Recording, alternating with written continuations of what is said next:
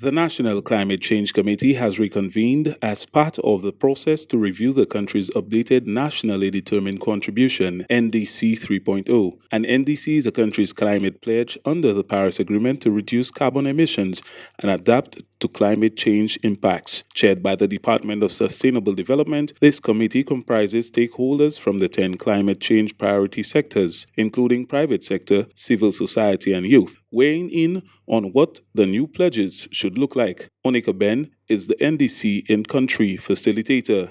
So stakeholders are meeting today to actually give feedback on some of the opportunities for future ambition, to identify some of the barriers that would prevent us from achieving these ambitions, and then just to understand what has worked well and where we might have future scope to enhance the NDC of St. Lucia. The revision process is being assisted through the supporting the implementation of NDCs in the Caribbean, transforming the transport and energy sector towards a low-carbon and climate-resilient future, NDC Tech project. Chief Sustainable Development and Environment Officer Don Pierre Nathaniel says the project is furnishing St. Lucia with technical support from an institute that strengthens the national planning of vulnerable countries in international climate negotiations. So the presentations today, we're working with a team called Climate Analytics, a scientific team working with our local stakeholders in the Department of Sustainable Development and seeing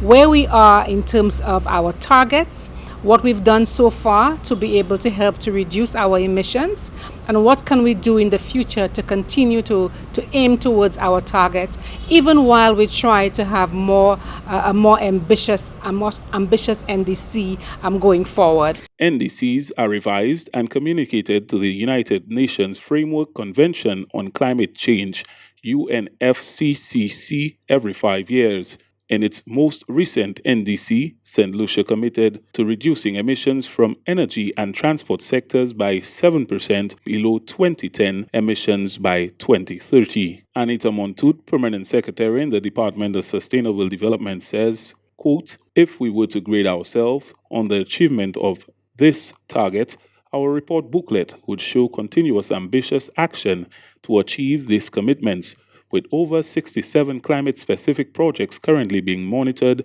and supported across the 10 climate priority sectors." End quote. The committee's engagement of these sectors, along with a national youth leaders consultation held previously, has been described as productive.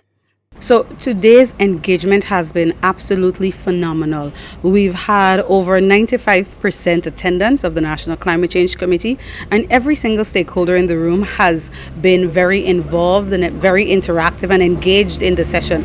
So we've had feedback from agencies as it relates to what are some of the things that they want to see. We've even had feedback from the young people who had their own consultation on Monday to really gather their thoughts and to share their priorities for the next NDC. So we're really enthused by what we see, and we know that today is not the end of the consultation, but rather it's the beginning of the multi-stakeholder process to revise St. Lucia's nationally determined contribution. In keeping with the Paris Agreement's progression principle, St. Lucia is now expected to submit a more ambitious NDC in 2025. Prior to this submission, the NCCC is expected to meet once again to validate the contents of our 2025 NDC. St. Lucia would have submitted prior NDCs in 2015 and another completed in 2020. And we are now completing our third NDC, NDC 3.0, which we expect to submit in 2025, March 2025.